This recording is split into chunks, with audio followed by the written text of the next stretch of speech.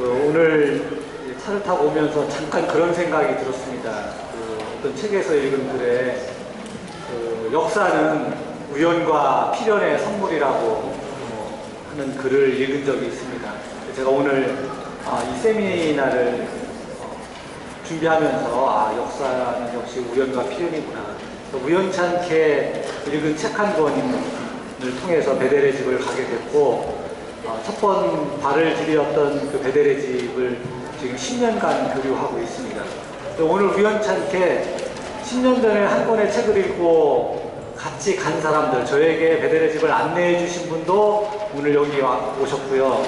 함께 갔던 분들도 여기 몇 분이 여기 오셨고, 또 그때 가서 만났던 우리 베델의 집 가족들을 지금 10년째, 그리고 여기 이또상 10년 전에 한국에 왔다가 10년 만에 다시 왔습니다. 물론 그동안 계속 봤지만 그런 걸 보면 역시 우연과 필연의 선물이구나 라는 생각이 듭니다. 한번 우리가 또 다른 우연과 필연을 또 만들기 위해서 오늘 함께 이 법제 포럼을 열심히 들어보도록 하겠습니다. 우선 시간이 좀 많이 갔으니까요. 국가의 선생님이 이야기를 많이 들으려면 빨리 국가의 선생님에게 마이크를 넘겨드리는 게 좋을 것 같습니다. 지금이라도 괜찮아 책에 나오는 그대로 30여 년 전 20대 초반에 우라가와 적십자병원의 사회복지사로 일하러 오셨다가 그 지역에 남아서 계속 일을 하시면서 지금의 베델의 집이 만들어지기까지 어떤 일정한 굉장히 중요한 역할을 하셨고요. 지금은 북해도 의료대학에서 사회복지 교수로 재직을 하고 계십니다. 여러 가지 책을 쓰셨는데 그 중에 이제 우리나라에 소개된 건 지금이 돼도 괜찮아와 베델의 집 사람들입니다. 또 국가야치 선생님을 우리가 초청해서 베델의 집의 사례를 중심으로 정신장애 당사자들이 지역사회에서 어떻게 살고 있는가 이야기를 들어보도록 하겠습니다. 큰 환영의 박수 보내주시기 바랍니다. 안녕하세요. 북가야치입니다. 함께 우라카라에서 온 무용병의 경험을 살리면서 당사자 사회복지사로 일하고 있는 에이토 씨입니다. 안녕하세요. 이토 노리유키라고 합니다. 저는 베델의 직원으로 일한 지 10년이 됐는데요. 이제 또 베델에서 여러 가지 고생을 경험하는 일이 있지만은 여러 동료들의 지지를 받으면서 그럭저럭 일하고 있습니다. 오늘은 짧은 시간이지만 잘 부탁드립니다. 함께 일본에서 온 베델에서 일하고 있는 가민 씨입니다. 가민 히데요시라고 합니다. 환청과 약에 대한 연구의 전문가입니다. 아까 먹은 점심이 굉장히 맛있었습니다. 잘 부탁드립니다.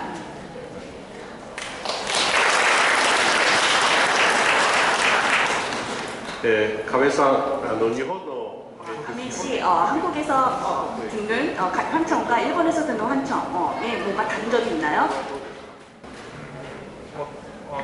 楽しい勉強さん聞こえます。 한국에 와서는 즐거운 환청 씨가 얘기하는 것 같습니다. 現地さんは何て言ってますか？ 환청 씨가 韓国 뭐라고 の感 하나요? 想を何か言ってますか？ 한국에 대해서 뭐라고 말하고 있나요? 待ってたよって会いたかったよって聞こえます。 기다리고 있었어, 만나고 싶었어라고 하는 것 같아요. はい、現地 함께 さん 한국에 와서 굉장히 기분이 좋은 것 같습니다. 亀井さんのこの 지금 같이 공존하는 환청 씨는요, 가민 씨 환청 씨는 예전에는 가민 씨한테 죽으라고 하는 말을 하면서 공격하는 환청 씨였습니다. が現地さんです。 죽으라고 하던 환청 씨가 말이죠. 동료로 베델에서 동료로서 같이 활동하는 중에 점점 성격이 변화돼서 성격이 좋은 환청 씨로 변했습니다. 가민 씨하고 에이토 씨의 그 경험은 다른 세션에서 다시 설명을 드리겠습니다. 오늘은 일본의 정신보건의 현황과 그런 병을 가지신 분들이 일본 지역사회에서 어떻게 함께 살아가고 있는지에 대해서 앞으로의 과제에 대해서 얘기해 나갔으면 합니다. でまず、日本のですね 우선 일본의 지금 정신보건의 현황에 대해서 조금 설명하고자 합니다. これは 저 빨간 선은 빨간 적색 선이 일본의 정신과 병동의 병상수의 변화입니다. 世界のですね、精神科の 전 세계의 정신과 병상수가 점점 감소하고 있는 가운데 일본만은 계속 증가하고 있습니다. その中で、下の方に 그 가운데 또 아래쪽에 잘 보기 힘들지만 한국 조금씩 증가하고 있는 나라가 있는데요. 그게 바로 한국입니다. この世界で 세계에서 유일하게 병상수가 증가하고 있는 형제 같은 나라가 일본과 한국입니다. 日本と韓国だと。ですから日本の 그래서 일본의 정신보건 현황과 한국의 정신보건 현황은 굉장히 공통점이 많을 거라고 생각됩니다. 私は日本と韓国が交流することの意義はここにある 저는 と思ってい 한국과 ます。 일본이 교류하는 의의가 여기 있다고 생각합니다. で韓国は日本ほどですね、入院中心 한국은 일본처럼 병상수가 증가하기 전에 지금 병상수의 증가에 대해서 이미 문제를 의식하고 その問題に気づき今それを改善しようと 개선을 촉구하려고 하고 있기 때문에 일본이 오히려 한국에서 배울 점이 있을 거라고 생각합니다. こともたくさんあるような気がします。ベテルの 베텔의 활동은 1978년부터 시작되었습니다. ですから今年で、올해로 39 38년 年に 됩니다. ちょうど日本の歴史を 역사를 다시 돌아가보면 遡るとですね、実は1968年に、WHO のですね、専門家 1968년에 WHO의 크라크 박사가 이미 일본에 방문해서 일본의 병상수가 많은 거에 문제의식을 느끼고 병상수를 줄여서 지역사회의 중심으로 할 것을 이미 권고했었습니다. 等々重要な勧告をしています。ところが日本はそれを無視しました。 그런데 일본에서는 그것을 무시했습니다. そして 그리고 1983년에 일본에서 굉장히 큰 사건이 일어나는데요. それが宇都宮病院事件。 그게 우츠노미야 병원 사건이라는 것입니다. 入院患者 이번에 또 환자분이 의료 종사자의 학대에 의해서 사망하는 사건이 일어났습니다. これにも関係を呼び 이거는 국제적으로도 큰 문제를 일으켜서 방향을 일으켰습니다. この事件がきっかけになり日本はその 이 사건이 계기가 돼서 일본은 인권을 더 도입한 정신보건법을 다시 제정해서 정신보건법이 그때서야 비로소 제정되었습니다. 作りました。そしてようやく精神障害者は 그리고 정신장애인들은 장애인법 복지에 해당되지 않았었지만은 初めて 1992년에 장애인 기본법을 제정해서 그 영역으로 들어가게 되었습니다. 정신장애인들도 들어가게 되었습니다. これ以来 그 후로 정신장애를 가지신 분도 지역에서 함께 한 사람의 시민으로서 받아들이는 움직임이 일어나서 정신보건복지법도 제정되었습니다. そして、特にこの2004年の 특히 2004년도에 정신보건복지 개혁 이전에서는 병상수를 줄여서 지역에서 정신장애인들이 살 수 있도록 여러 가지 대책이 강구되었습니다. 打ち上げられました。そして2006年にはようや 그리고 く 2006년도에는 드디어 장애인들이 지역에서 생활할 수 있도록 자립지원법이 제정되었습니다. で特に今年の、 특히 올해는 장애인 차별해소법이라는 게 제정되어서 障害を持つ人たちが장애인들이 주거를 마련하거나 방을 빌리는 데 있어서 혹은 살아가는 데 있어서 차별을 받아서는 안 된다고 하는 법이 제정되었습니다. このような大きな流れの中でベテルは1978年に 이러한 흐름 속에서 베델은 1978년 저희 스스로 당사자를 중심으로 해서 베델에서 활동을 시작해왔습니다. そして、大事なのは 그런데 중요한 것은 이렇게 많은 법률이 제정되었음에도 불구하고 병원 중심의 정신보건 의료가 전혀 개선되지 않고 있다는 점입니다. その中で、ベテルが 그런 가운데서 베델이 지금까지 해온 것은 どのことか 어떤 일인가 하면 この精神科の 정신과의 영역에는 몇 개가의 신화가 있었는데요. 예를 들어서 망상에 관한 이야기는 의사자들에게서 하도록 하면 안 된다라는 신화가 있었습니다. 병에 대해서는 많이 물어봐서는 안 된다, 얘기하게 해서는 안 된다라는 생각이 있었습니다. もう一つは、 그리고 또 한 가지는 알코올 의존증 환자와 조현병 환자는 함께 활동해서는 안 된다라는 생각도 있었습니다. 그것은 뭐 두 병 사이가 잘 공존할 수 없다는 이유가 있었습니다. ベテルの活動は 베델은 지금 이러한 신화에 상반되는 활동을 해왔습니다. ちょっと亀井さんに聞いてみたいと思います。 그러면 가메이 씨한테 한번 亀井さんは 물어보겠습니다. 長い間病気の経験を 가메이 씨는 지금까지 병에 대해서 얘기 못하고 지내왔었는데 병에 대해서 이야기하게 된 것이 가메이 씨한테는 어떤 의미가 있었나요? 昔は 예전에는 무슨 말을 해도 그것은 망상이라고 혼났습니다. 力出ました。ところが今は今は지금은 제 스스로 재능이 있다고 생각해서 소설가도 되고 싶다는 생각을 하고 있습니다. 亀井さんは神様の声が聞こえたりいろんな不思議な出来事がありますけれども 가메이 それ 씨는 を 하나님의 목소리를 듣기도 하고 굉장히 기이한 현상을 많이 경험하는데요. 그것을 다 같이 그 이야기, 그런 에피소드를 다 같이 공유하면서 동료들과 의논하면서 함께 살아가고 있습니다. 제가 예전 같았으면은 가메이 씨의 하나님 얘기를 들었으면 예전 같았으면은 바로 병원 가자라는 소리를 했었을 겁니다. 지금은 같이 연구하자라고 말합니다. 例えば伊藤さんのように仕事中に慌ててしまって 그리고 이도훈 씨처럼 일하는 중에 갑자기 당황해서 패닉 상태가 되는 직원이 있으면은 좀 일을 쉬라고 말했을지도 모릅니다. 僕は普段は 저는 평소에는 그대로 일을 하는데 배가 고파지거나 혹은 피곤해지거나 하면은 패닉 상태가 돼서 굉장히 빙빙빙빙 돌면서 패닉 상태에 빠져버립니다. 예전 같았으면은 그 직원이 일자리에서 빙빙빙빙 도는 행위를 했었으면은 바로 병원으로 보내졌을 겁니다. 지금은 비디오를 찍습니다.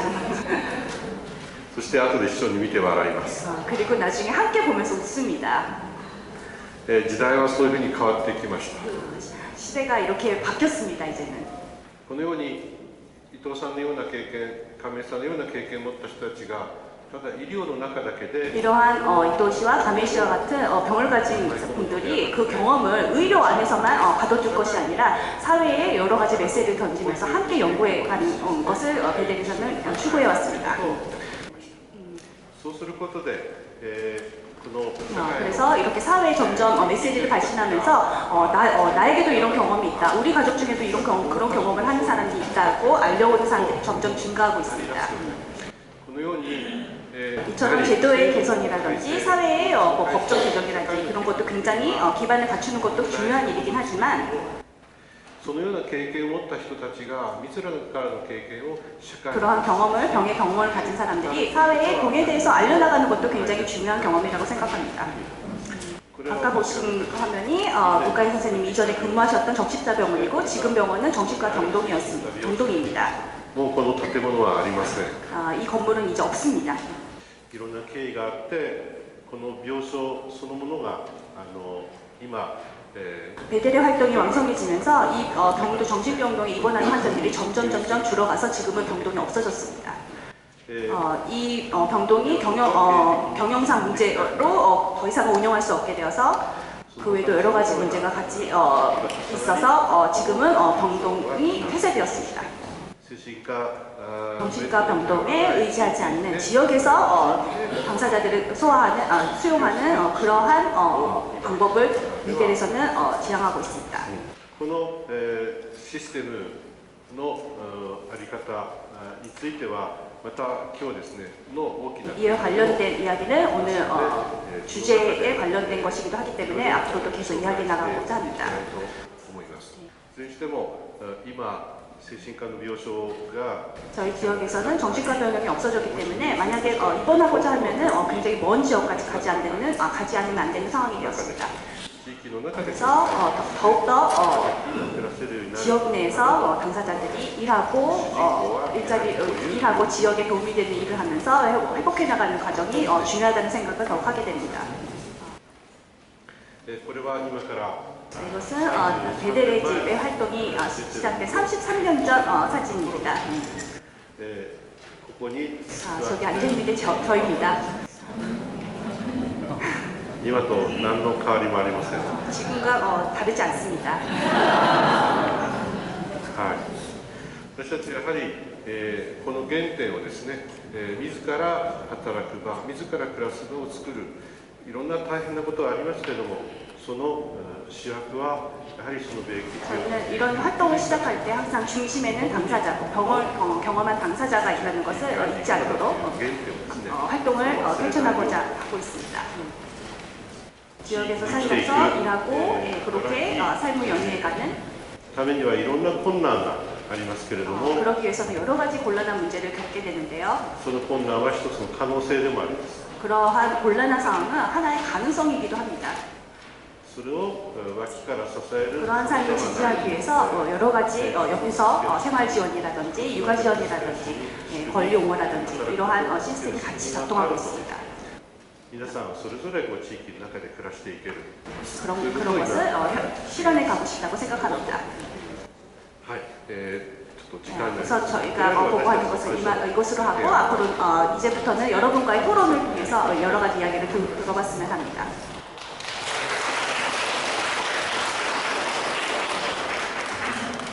짧은 시간 동안 베델이 지역사회에서 어떻게 사는가를 다 들을 수는 없는 것 같아요. 근데 아마 이제 우리가 책을 통해서, 그다음에 1년에 한두 번 교류를 통해서 우리가 최소한으로 알고 있는 내용을 가지고 한번 토론을 들어보도록 하겠습니다.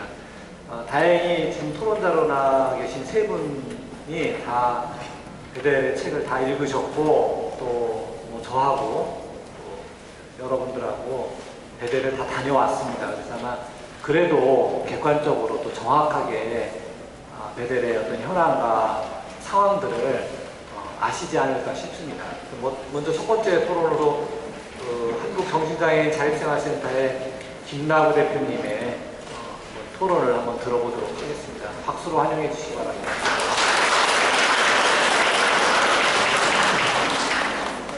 예, 안녕하십니까. 저는 한국정신장애인 자립생활센터의 김나구라고 합니다. 이 가지고 계신 자료지에 보면 맨 앞에 어떤 이야기가 적혀 있습니다. 거기에 뭐라고 되어 있냐면, 어떤 사람도 나는 혼자서 모든 것을 해결했습니다 라고 말할 수 있는 방법이 없다 라고 되어 있죠. 사람은 혼자서 살아갈 수 있는 사람이라고 하면 사람이 아닐지도 모릅니다. 지금부터 제가 말씀드리겠습니다. 제가 받았던 요청은 정신장애인과 자립생활에 관련된 이야기를 해달라는 거였습니다. 정신장애인도 자립생활이 가능할까요? 네, 가능합니다. 가능하다고 하는 것을 지금 이 자리에서 말씀드리고 있는 저도 그렇고, 여기 지금 옆에 와 계신 일본에 살고 있는 우리 동료분들도 그렇다는 걸 보여주고 있습니다. 그 장애인 자립생활이라고 했을 때 이것이 삶에 필요한 모든 요소를 혼자 할 수 있음을 가리키지 않습니다. 자립이라는 용어가 가진 뉘앙스는 대단히 환상적인데요. 만일 글자 그대로 자립하는 삶을 상정한다고 하면 사람들은 모두 로빈슨 크루소 같은 삶을 살아야 될 겁니다. 그 사람은 생산하고 소비를 비롯한 삶의 전 과정을 혼자 했던 적이 있습니다. 작년에 상영됐던 영화 중에 마션이라는 영화가 있었죠. 그 주인공도 그런 모습을 보여줬습니다. 화성에 혼자 남았고 그 사람은 물을 만들어냈으며 감자를 심어가면서 구조대를 기다립니다. 죽음을 무릅쓰고 화성을 횡단하기도 하죠. 그렇지만 그 마션은 영화일 뿐입니다. 어떤 사람도 나는 혼자서 삶의 모든 것을 해결했습니다 라고 말할 수가 없는데요.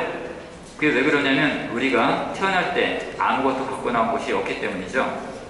가족은 물론이고 사회의 많은 것을 서로 주고받으면서 살아오고 있는데요. 사람을 뜻하고 있는 인자가 두 사람이 서로 지지하고 있는 모습만 보아도 그렇다는 걸 알 수가 있습니다. 그래서 자립생활이라고 했을 때 그 자립생활이 의미하는 것은 무엇이냐면 삶을 스스로 선택하며 살아갈 줄 아는 모습으로 재해석되는 겁니다. 이거는 장애계에서 통용되는 공통된 뜻입니다. 타인의 도움을 받는 생활일지라도 당사자가 자기 삶의 주도권을 갖고 있을 때 그것을 자립생활이라고 합니다. 자립생활의 이 개념은 비장애인뿐만 아니라 정신질환자 역시 동일하게 적용된다고 말씀드릴 수 있습니다. 그럼 정신장애인 자립생활의 예를 말씀드릴게요. 정신장애인 자립생활 생각하면 가장 먼저 생각나는 두 사람이 있습니다. 한 분은 보건소에서 정신장애인 소그룹 모임에서 처음 만났던 홍아무개 씨이고요. 그분은 저보다 형님이었습니다. 60세가 넘었지만 몇 년 이상 고시원에 살면서 자신의 삶을 꾸려가는 모습을 보여줬죠. 기초생활수급비로 알뜰하게 생활하면서 가끔 동료한테 커피도 사주는 코인이었습니다. 고시원에 살고 있는 그의 방에는 한가운데 기둥이 있었어요. 방도 좁은데도 불구하고 기둥이 있는 거죠. 그리고 옆방하고 복도에서 나는 다른 사람들의 소음이 간간히 들렸었습니다. 이런 환경 속에 살면서도 그는 자유롭게 살았죠.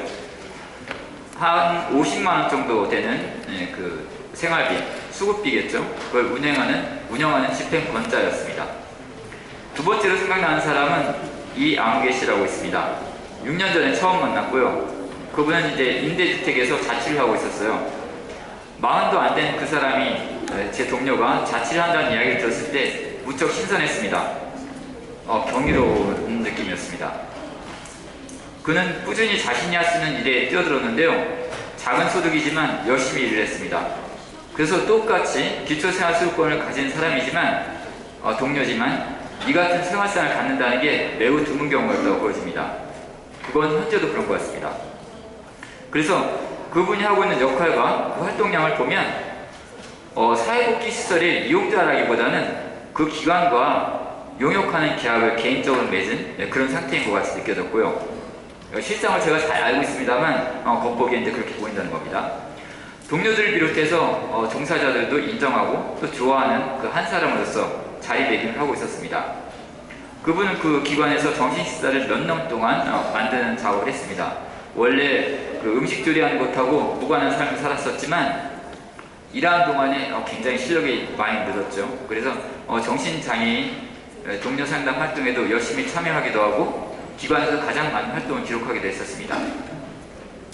그래서 두 사람이 얘처럼 정신장애인도 자기의 삶을 스스로 디자인하고 선택하여 사는 것이 가능하다고 말씀드릴 수 있는 이유입니다. 근데 그렇지만 제가 그분들은 아니기 때문에 그분들 각자가 놓여있는 그 환경이나 속사정을 아는 데는 한계가 있을 수밖에 없고요. 그래서 저의 이야기를 통해서 부연해서 설명하려고 합니다. 저를 포함해서 세 사람의 공통점은 정신질환이 있다는 것 외에도 이 같은 생활을 유지하는 동안에 재발하지 않았고 그다음 재입원하지 않았다는 겁니다. 2004년 3월달 말에 제가 폐쇄병도에서 네 번째로 퇴원했었습니다. 그래서 2005년부터 2007년까지 약 1년 6개월간 독립해서 자취를 한 적이 있습니다. 그 당시에 기초생활수급권을 저도 역시 갖고 있었고요. 몇 달간 수급비를 모아서 월세 보증금으로 낼 수가 있었습니다. 제가 자취를 시작하게 된 것은 저희 집에 쓰레기 문제가 굉장히 심각했기 때문인데요. 다 무너져가는 단층집을 어머니께서는 그 동네에서 가져온 고물하고 쓰레기로 마구 쟁여놓으셨습니다. 저희 어머니께서 그 돈을 모아가지고 3층 집을 짓는 거, 그리고 우리 형제들과 같이 사는 것이 어머니 당신의 소원이셨어요. 쓰레기에는 저희 어머니의 열망이 담겨있던 거죠. 그래서 그 쓰레기 문제와 어머니와 함께 사는 동안 나의 삶은 분리될 수가 없었고요.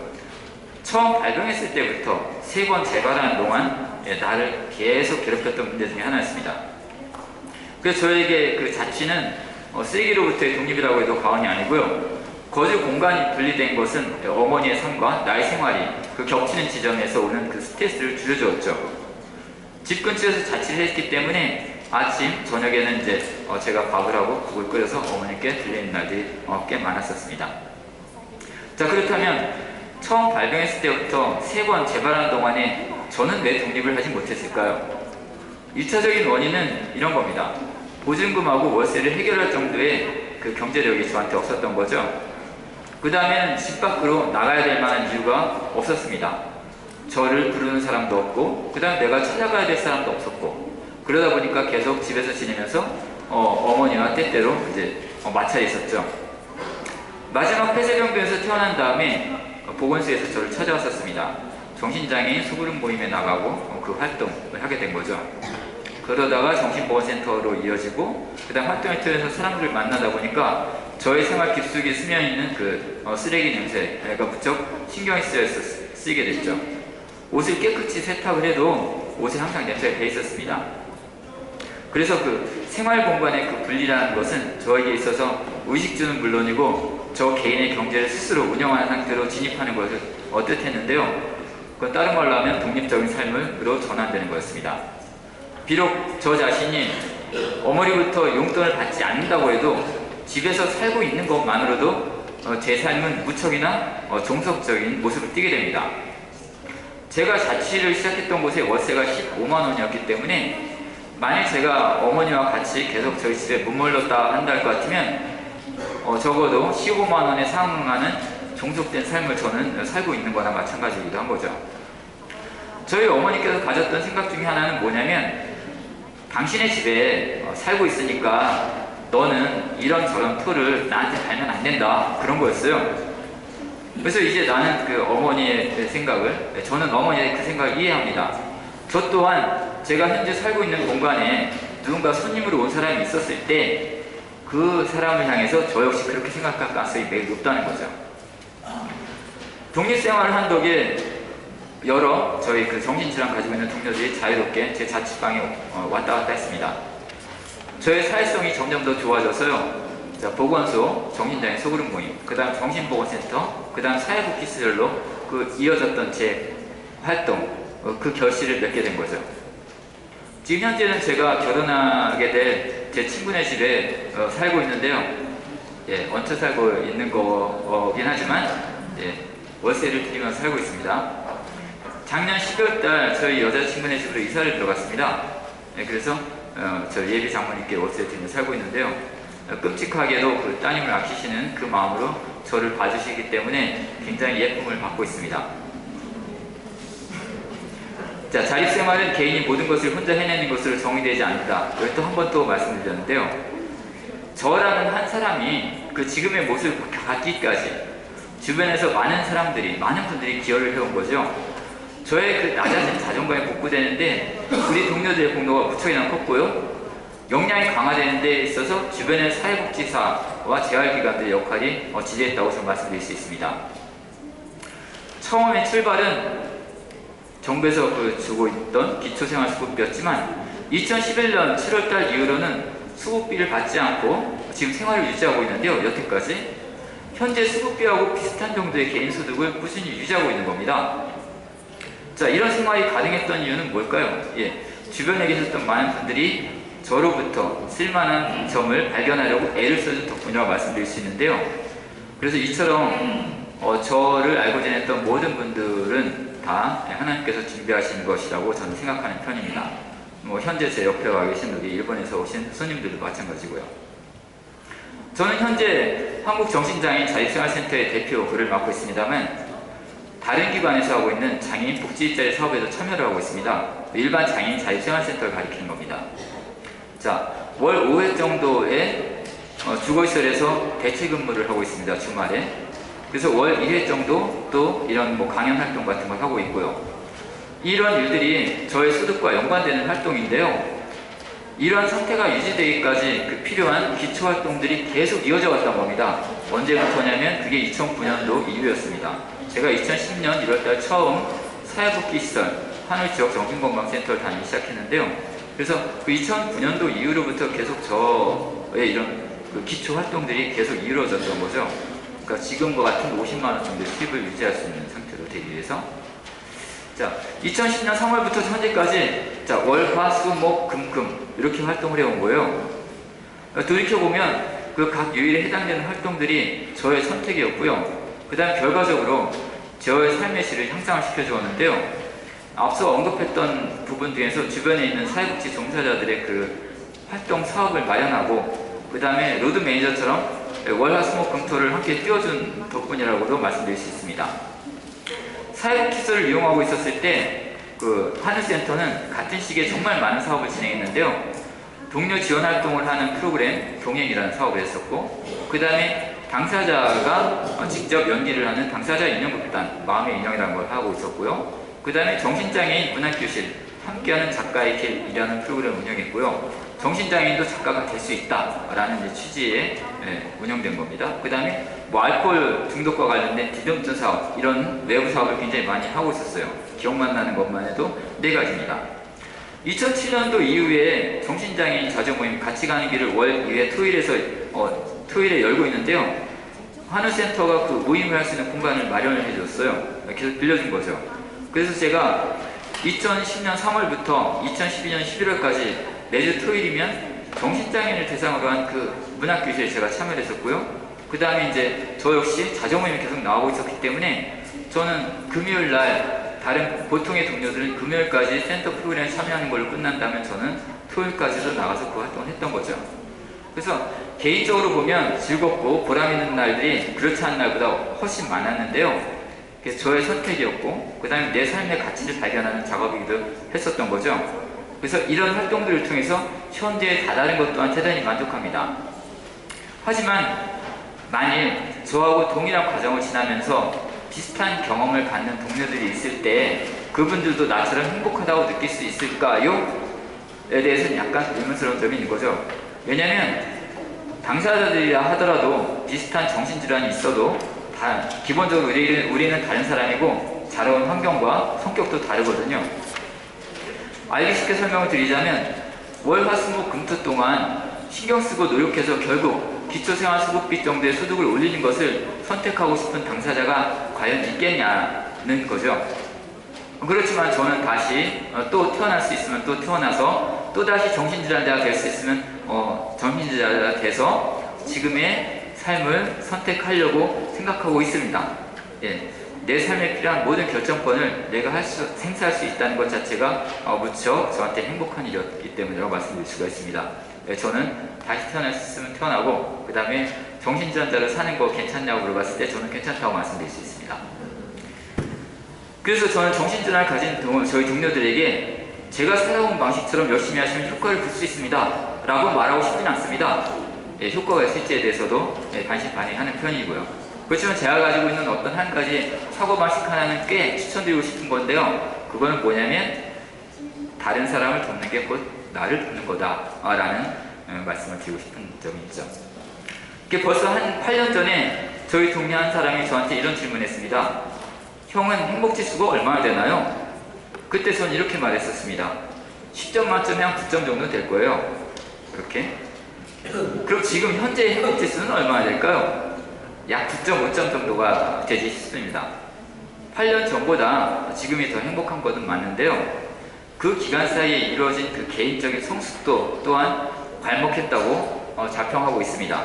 하지만 그 0.5점, 0.5라는 것의 차이는 사실 그렇게 큰 건 아니라고 보이는데요. 오히려 저의 그 행복지수가 0.5% 상승하는 데 있어서 무척이나 많은 경험을 내가 했구나 라는 생각이 드는 거죠. 그래서 8년 전에 행복지수가 9점이었을 때 저의 상황이 어찌 보면 별거이 아니라는 거죠.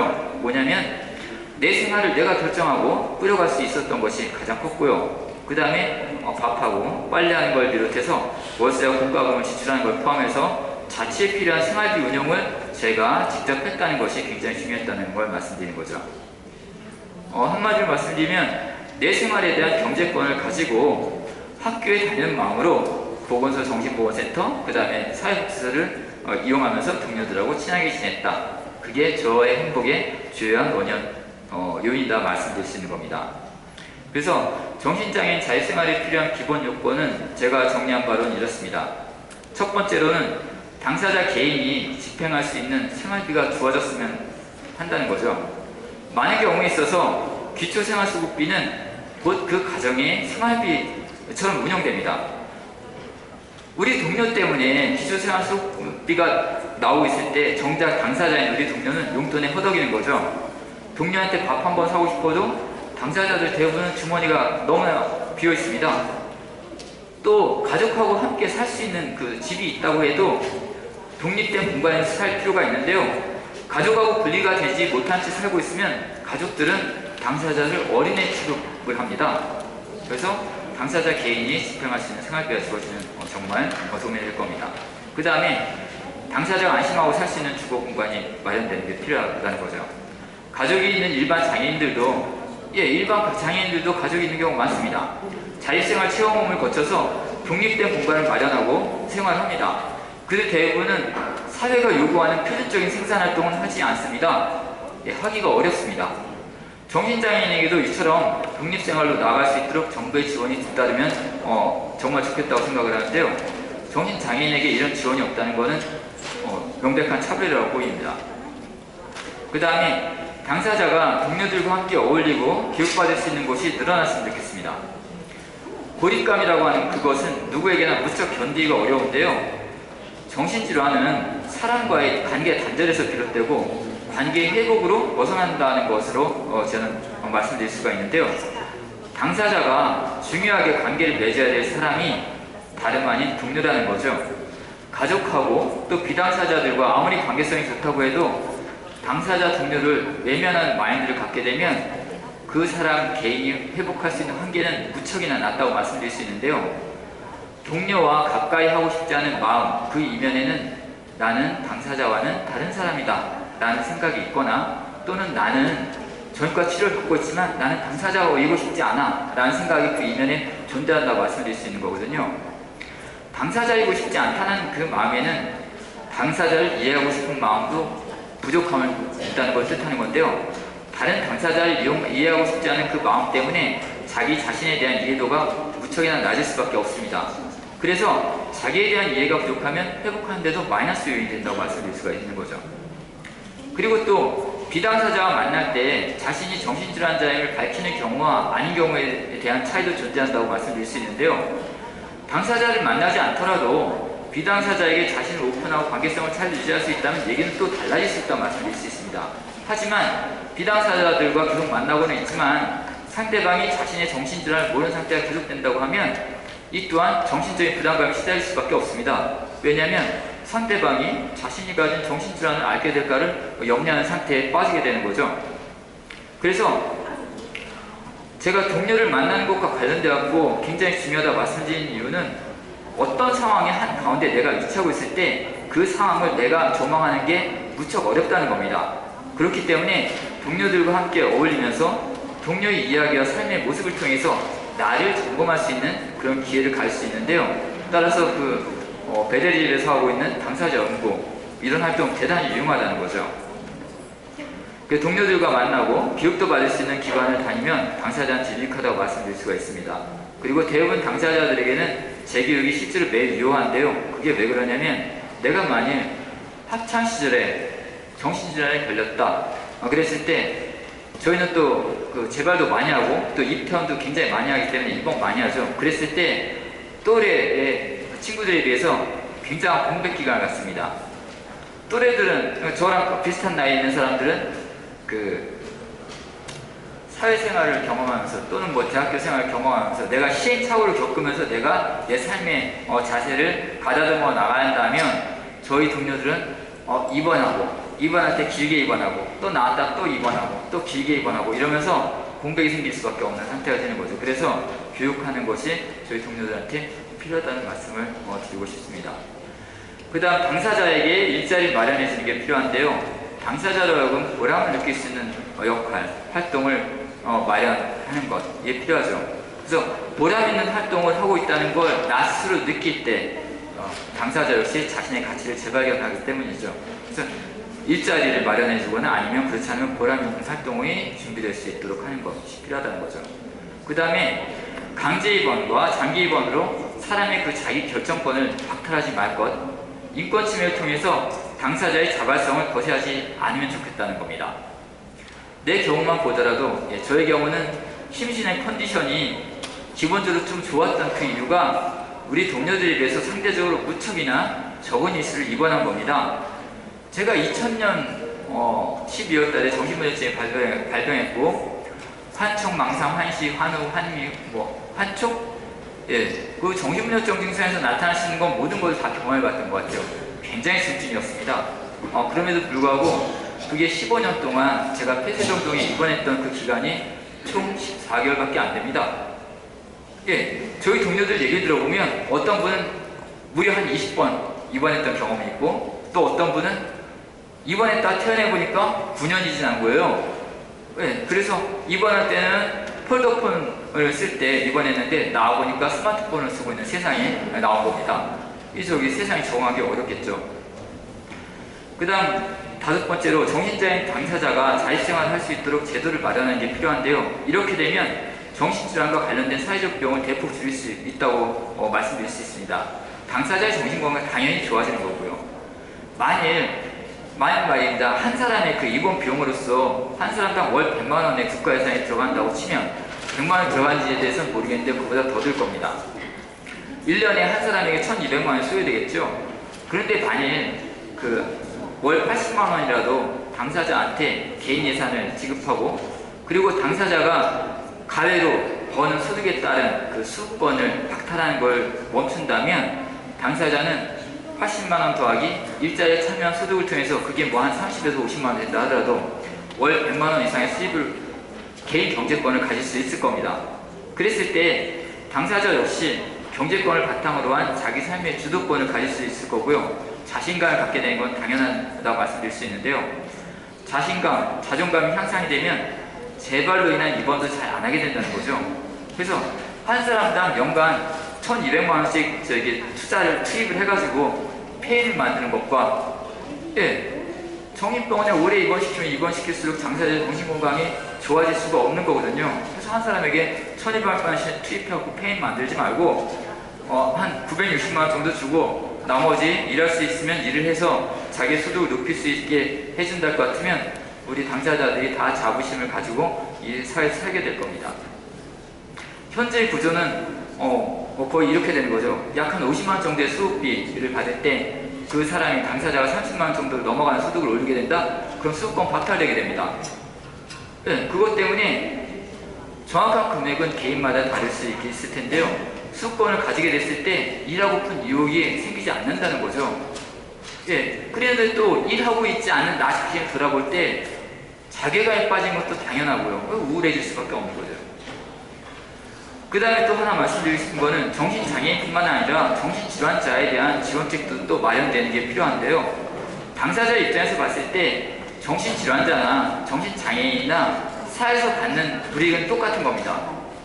정신장애인이 아니고 정신질환자라고 해서 전혀 유리한 게 없다는 거죠. 기본적으로 사회는 동일하게 인식하고 있고요. 정신질환자라 하더라도 역시 한 달에 한 번 이상 외래를 가야 되는 거죠. 2번 가는 경우도 많습니다. 대부분 평일날 이루어지죠, 외래가. 정신장애인 같은 경우는 진짜 가뭄에 콩나듯이 나오는 장애인 일자리라도 지원할 수 있는 자격? 자격이라고 하긴 뭐하지만 그런 거라도 생길 수 있다 그러면 정신질환자로서 일을 갖기 위해서는 비당사자하고 똑같이 경쟁하는 그런 일을 찾아야 된다는 거죠. 그게 아르바이트라 하더라도 말이죠. 가정에서는 말이죠. 당사자가 정신질환이든 정신장애이든 걱정거리이기는 마찬가지일 텐데요. 그럼에도 불구하고 당사자가 만약 수급비라도 받을 수 있는 상태가 된다. 그러면 가족들 생각하기에 가정경기에 플러스 요인이다 라고 생각하는 경향이 있을 텐데요. 수급권도 없는 과정에서는 당사자한테 용돈을 계속 주게 되면 그게 힘들다고 느낄 수밖에 없는 거죠. 그 당사자 역시도 내가 우리 가정경기에 전혀 붙으면 안 되는데 계속 용돈 달라고 하는 거 어려운 일입니다. 우울이 충분한 조건이죠. 정신건강이 해롭게 충분한 조건이고요. 따라서 정부는 정신질환자가 일할 수 있는 사회적 일자리를 마련하여 공급하고 같은 말의 반복이지만 사회에 그 발디딜 곳이 없어서 당사자가 재입원하고 그렇게 정부 재정이 소진되는 것은 당사자와 사회의 손해인 거죠. 당사자가 개인의 보람을 찾을 수 있도록 일자리에 투입되는 그 재정, 그거야말로 가치 있는 투자라고 말씀드릴 수 있습니다. 그 다음 마지막으로 말씀드리고 싶은 건 이런 점입니다. 일반적인 사람들의 관점으로는 당사자를 정신질환에 걸린 실업자다 라고 여길지도 모르는데요. 하지만 우리 한국사회에서 간과하고 있는 게 하나 있습니다. 그게 뭐냐면 만일 우리 동료들이 정신질환에 걸리지 않았다면 다른 비당사자들이 현재의 일자리를 유지하고 있는 게 대단히 어려워질 거라는 겁니다. 이건 정말 사실입니다. 왜냐하면 저희들이 정신질환에 걸렸기 때문에 또 주유사에서 밀려나 있는 상태에 있기 때문에 우리하고 경쟁 관계에 놓이지 않아야 하는 게 사실인 거거든요. 그래서 사회에서는 저희 당사자들, 우리 당사자들이 정신질환에 걸려갖고 있는 상태에 놓여 있는 걸 고마워할 필요가 있습니다. 자살하고 또 누가 사회에 실제로 사고를 많이 일으키냐면 비당사자들이 많이 일으킵니다. 저희 동료들은 뭐 자살과 또는 사회 문제를 일으키는, 이를테면 사건, 사고를 일으키는데 사실 거의 관계없는 삶을 살고 있습니다. 만약 회복이 저처럼 무지한히 잘 된 동료들이 많이 나타나가지고 우리 동료들이 사회에 진입할 수 있는 상태, 길을 터놓는다 그러면 당연하게도 경쟁관계에 놓일 수밖에 없고요. 그러면 현재 안심하고 일하고 있는 그나마도 그 일자리들이 사실 위협받을 수밖에 없는 상태가 되는 거죠. 그래서 고마워할 필요가 있고요. 정신질환자가 사회에 쓸모없는 사람이 아닌 겁니다. 저희는 그 자살을 높이는데 일조하지 않습니다. 저희하고 자살은 거의 관계가 없어요. 제가 이런 점에 대해서 정말 충분히 설명을 드리고 싶은데요. 저한테는 5분 정도의 시간을 주실 수 있을까요? 예. 그래서 실제로 자살은 어떤 사람이 하냐면 내가 막다른 골목에 몰려있구나. 예. 저 대출을 받아서 사용을 했는데 내가 이거 도저히 갚을 방법이 없어. 그러니까 이 세상을 떠나는 게 낫겠다 라고 생각하는 거지. 정말로 정신분열증이 심했을 때 어떤 생각을 했냐면 그 전까지 저는 저의 삶에서 완전히 변방했었어요. 예, 저의 삶의 주인공이 아니고요. 근데 정신분열증이 딱 걸리니까 저는 환각이지만 그 상황에서 제가 정말 저의 삶의 한가운데 훅 서갖고 완전한 주인공으로 거듭났단 말이죠. 그랬을 때도 역시 삶과 죽음에 대한 그 걱정, 그 다음에 내가 죽으면 어떻게 될 것인가에 대한 걱정, 내가 이 상태에서 만약 누군가를 해치거나 내가 자살하게 되면 나는 분명히 지옥에 갈 것 같다 라는 생각 안 할 수가 없는 겁니다. 그래서 저희 동료들이 사건, 사고를 그렇게 일으키지 않는 이유가 거기 있는 거죠. 그래서 1등만 기억하는 뭐 이런 구호를 외치고 있는 어떤 회사도 있었어요. 사회는 1등을 기억할 게 아니라 1등이 나올 수 있게 그 밑에서 함께 1등이 되어지지 않은 많은 사람들에게 고마워해야 될 필요가 있는 겁니다. 그래서 정신질환자가 이렇게 우리 사회에 많이 살고 있는 것 때문에 경쟁률이 낮아지는 것, 거기에 일조하고 있는 우리 동료들에 대해서 사회는 고마워해야 됩니다. 이상입니다. 김대리였습니다. 김남국 대통령의 개인사 같지만 사실은 우리 정신보건의 어떤 그 역사를 우리가 들은 거죠. 자립생활의 과정이면서 목표를 함께 말씀해 주신 것 같습니다. 그리고 정신보건의 과거와 현재와 미래를 도망해 주신 것 같아요. 다시 한번 큰 박수로